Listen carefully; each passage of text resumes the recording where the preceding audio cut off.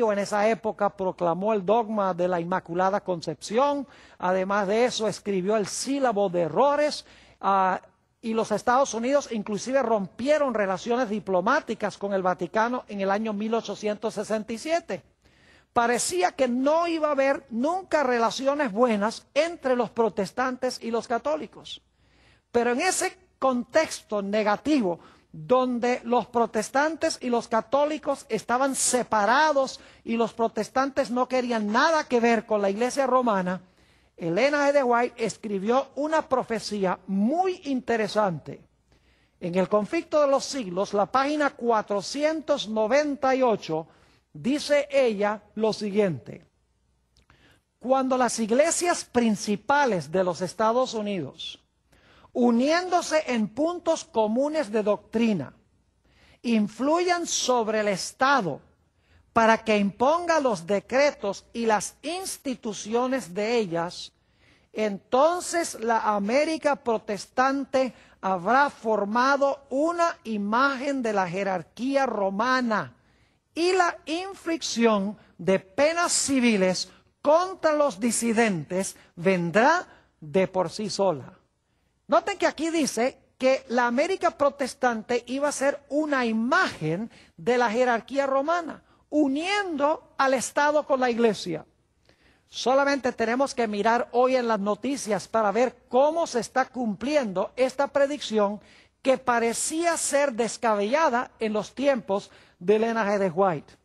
Por ejemplo, podríamos mencionar el documento Evangélicos y Católicos Unidos, un documento que firmaron grandes líderes de diversas iglesias protestantes junto con líderes católicos, diciendo que debemos unir nuestras fuerzas para evangelizar al mundo. Y también decían que no debemos hacer proselitismo una iglesia con otra, sino que debemos evangelizar a aquellas personas que no conocen al Señor Jesucristo. Interesante que los evangélicos y los católicos hayan firmado este documento en 1994 de unir sus fuerzas. ¿Y qué podríamos decir de la declaración conjunta entre luteranos y católicos sobre la justificación por la fe? En el año 1517, Martín Lutero dio inicio a lo que se conoce como la Reforma Protestante. Cuando él clavó sus 95 tesis sobre la catedral en Wittenberg, comenzó oficialmente, según la mayoría de los historiadores, la Reforma Protestante. Y claro, Martín Lutero fue el fundador de la Iglesia Luterana. Pero lo interesante es que en el año 1999, los luteranos y los católicos firmaron una declaración conjunta sobre la justificación por la fe. Dijeron que en realidad los problemas que existían en los tiempos de Lutero habían sido problemas de mal entendimiento, problemas de semántica, pero que básicamente los luteranos y los católicos están de acuerdo sobre la gran doctrina de la justificación por la fe. ¿Y qué podríamos decir en años recientes? La cooperación entre los protestantes y los católicos en asuntos de naturaleza social. Por ejemplo, uniéndose los católicos y los protestantes, promoviendo la oración en las escuelas públicas, levantándose en contra del aborto y también levantándose en contra del matrimonio entre homosexuales. Ahora, yo quiero dejar muy claro que la Biblia dice que debemos salvaguardar la vida de los bebés. Yo estoy opuesto al aborto y también estoy opuesto al matrimonio entre personas del mismo sexo. Pero es interesante que estas causas sociales han unido a los católicos y a los protestantes en un mismo campamento y los han llevado a influir sobre el Estado para que el Estado imponga el matrimonio entre un hombre y una mujer y para que el Estado prohíba el aborto.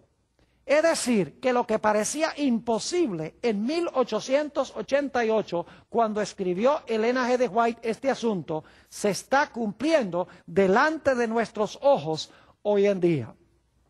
Ahora vamos a otra cosa que menciona Ellen G. de White. Ellen White explica que antes de que Jesús venga, Él va a clausurar su trabajo en el santuario celestial. Y ella dice que cuando clausure su obra intercesora en el santuario celestial, Jesús va a cambiarse sus vestiduras sacerdotales y se va a ataviar con sus vestiduras reales. Es decir, se va a vestir como rey. Quiero leerles las dos citas que menciona Elena G. de White y entonces vamos a ver si lo que ella dice cuadra con la Sagrada Escritura.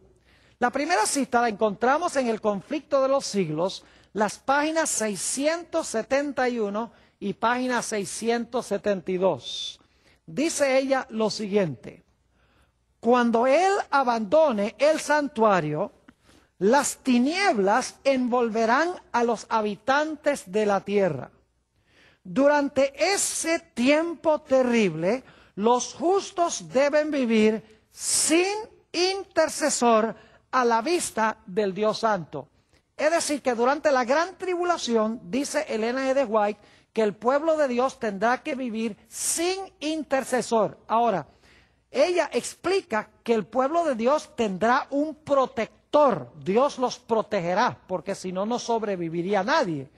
Pero ella explica que no va a haber nadie para interceder por el pecado durante el tiempo de angustia, entre cuando se cierra la puerta de la oportunidad y cuando Cristo venga en las nubes del cielo. Dice, los justos deben vivir sin intercesor a la vista del Dios Santo. También dice en el libro La Historia de la Redención, página 424, lo siguiente: entonces vi a Jesús, que se despojaba de sus vestiduras sacerdotales y se revestía de sus mantos reales. Llevaba en la cabeza muchas coronas, una corona dentro de otra. Rodeado de la hueste angélica, dejó el cielo. Fíjense que ella dice que Jesús se va a cambiar sus vestiduras sacerdotales a sus vestiduras reales cuando se cierre la puerta de la gracia para el mundo. Y alguien podría decir, Pastor Bor, ¿a dónde dice la Biblia una cosa tal? Nuevamente, si investigamos la Biblia con cuidado y usamos un poquito el sentido común y la capacidad de razonar que nos ha dado Dios, nos damos cuenta que lo que dice Elena G. de White tiene perfecto sentido bíblico. Note lo que dice en el libro de Hebreos, el capítulo 8 y los versículos 1 y 2. Hebreos, el capítulo 8 y el versículo 1 y 2. Aquí se nos describe lo que está haciendo Jesús ahora en el santuario celestial. Dice allí, ahora bien, el punto principal de lo que venimos diciendo es que tenemos tal sumo sacerdote, el cual se sentó a la diestra del trono de la majestad en los cielos, ministro del santuario y de aquel verdadero tabernáculo que levantó el Señor y no el hombre. Fíjense, aquí se nos dice que Jesús es ahora nuestro sumo sacerdote que está a la diestra de Dios y que está ministrando en el santuario. Tiene que ser entonces que si Jesús es nuestro sumo sacerdote, debe estar ahora vestido como se vestía el sumo sacerdote en el Antiguo Testamento cuando hacía su obra intercesora en el santuario. Ahora, lo interesante es que la Biblia nos explica que cuando Jesús regrese a esta tierra, ya no va a estar vestido como sacerdote, sino que va a estar vestido como rey. Vamos a leerlo en Apocalipsis 19 y el versículo 11. Entonces vi el cielo abierto, y he aquí un caballo blanco, y el que lo montaba se llamaba Fiel y Verdadero, y con justicia juzga y pelea.